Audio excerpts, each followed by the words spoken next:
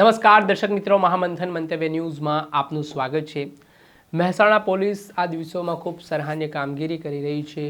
મોટા મોટા ઓપરેશનો પાર પાડવામાં આવી રહ્યા છે અને સામાન્ય જનતા સાથે સુલહે શાલીનતાભર્યો વ્યવહાર પણ કરવામાં આવી રહ્યો છે।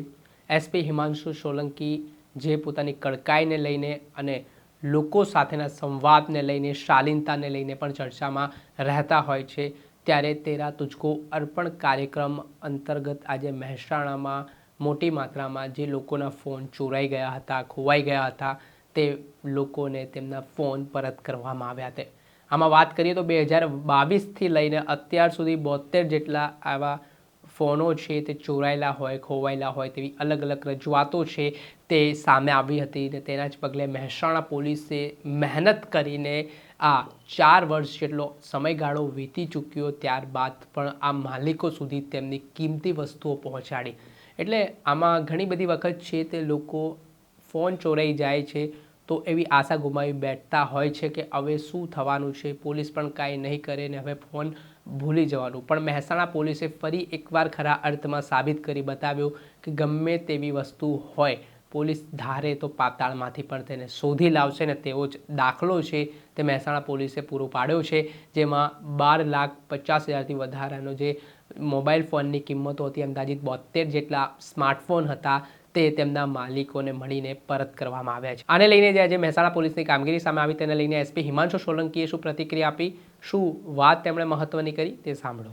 આજરોજ મહેસાણા પોલીસ દ્વારા એલસીબી દ્વારા અલગ અલગ સમયે લોકોના ગુમ થયેલા હોય 2022થી લઈને અત્યાર સુધી જે મોબાઈલ લોકોના ગુમ થયા હોય તેવા 72 મોબાઈલ, જેની કિંમત આશરે 12,85,000ની આસપાસ થાય છે, તે ફોન લોકોને પરત આપેલા છે।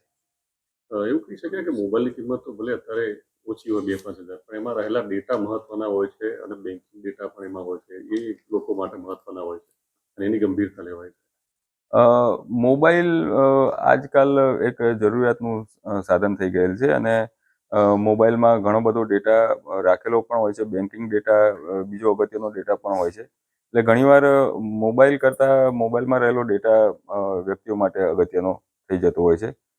એટલા માટે પોલીસ પણ આને ગંભીરતાથી લઈને જે કોઈ પણ મોબાઈલ ગુમ થયા છે એની સતત અમે શોધમાં રહેતા હોઈએ છીએ અને રાજ્ય સરકાર દ્વારા, કેન્દ્ર સરકાર દ્વારા મિનિસ્ટ્રી ઓફ ટેલિકોમ્યુનિકેશન દ્વારા CEIR પોર્ટલ એક ઊભું કરવામાં આવેલું છે, જેમાં જે આ ગુમ થયેલો ફોન હોય છે એની વિગતો નાખવાથી એ ગમે ત્યારે કોઈ જગ્યાએ ટ્રેસ થાય તો એની માહિતી અમને મળે છે અને આ રીતના આ ફોન શોધવામાં અમને ખૂબ સરળતા રહે છે।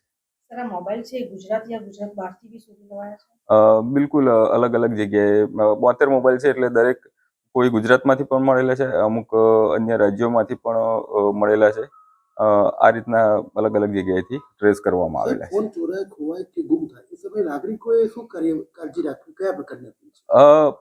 ફોન ચોરાય, ગુમ થાય કે કોઈ પણ રીતના એની જોડે ના હોય તો સૌથી પહેલા તો પોતાનું સિમ કાર્ડ હોય તો ઓપરેટરને કહીને એનું પોતાનું સિમ કાર્ડ બંધ કરીને નવું સિમ લેવું જોઈએ।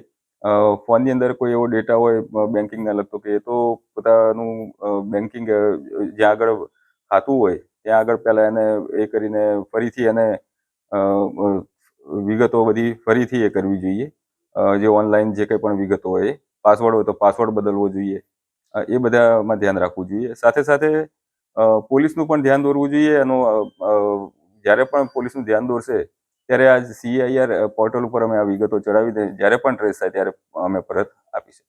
મોબાઈલના ચોરાયા પછી એમાંથી કોઈ ડેટાનો યુઝ થયો એવું ખરું? પરત કરી દે છે એમાંથી?